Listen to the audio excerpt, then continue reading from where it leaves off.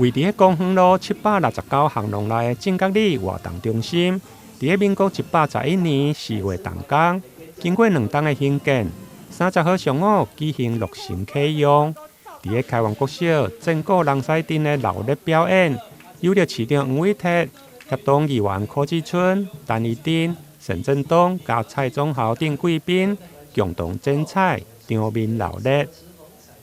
落成启用剪彩，3、2、1，请剪彩。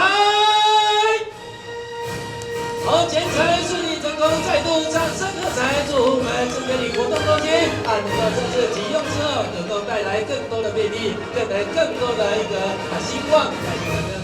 我们中央陈委员、陈立飞委员争取400万，这个是活动中心，那个我们地方政府这个配合2200万，总共150坪，平均每一坪16万，16万2啦，你若讲即摆佫起4000万起袂起来，咱这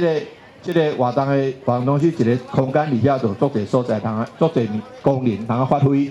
所以伫遮祝福咱今日落成圆满，各位好朋友身体健康。特别感谢黄伟哲市长真的经费上市政府的预算大力的支持让我们从中央跟地方联手。总共2600万，可以让我们今天这个正觉里活动中心，我们不是第一个动工的，但是我们超前是我们最先开始完工，所以新建的过程非常的顺利所以嘛咱大家拍一下扑啊可以这样如期如职完工这是咱北区过来活动中心不是第一个动工，不过是最快完工的，一切非常顺利。市长黄伟哲表示，自从伊就任到现在，目前已经有15间的活动中心完工落成。另外，伫咧兴建或者是规划设计中的，